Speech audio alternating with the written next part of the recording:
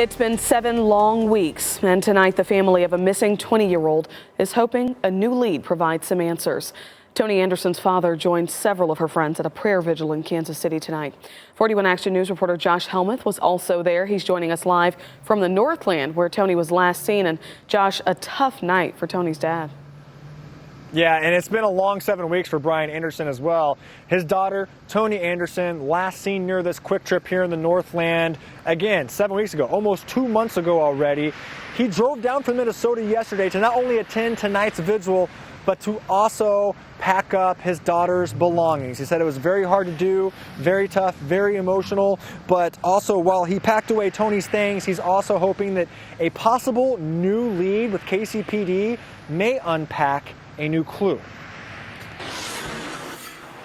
Brian Anderson isn't giving up on finding his daughter, but today was especially tough. Having to touch all of her things and touch all of the memories that I've had with her growing up, that it was very hard. His daughter, Toni Anderson, has been missing for almost 7 weeks. Brian drove from Minnesota to pack up her belongings from her apartment before tonight's prayer vigil. It's to bring together her friends and provide comfort for all of us. Toni's disappearance caught national attention since she vanished nearly 7 weeks ago. She was last seen by North Kansas City police the morning of January 15th, who pulled her over for a lane violation.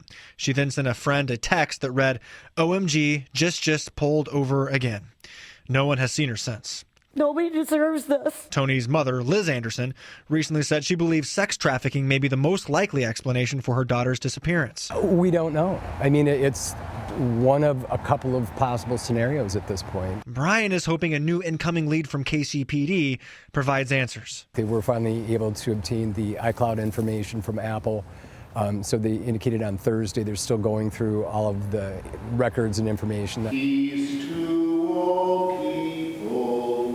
But tonight was more about healing than anything. Family and friends of Toni's even receiving support from strangers, such as Anna Ray, whose 18-year-old daughter, Crystal Kipper, disappeared just north of Platte City in 1997. It's an extremely awful place to be, and so I just want to support him and his family and let him know that people care about Toni and we're praying that she's found. Just another gesture of support Toni's family is happy to embrace. And just keep her in your hearts.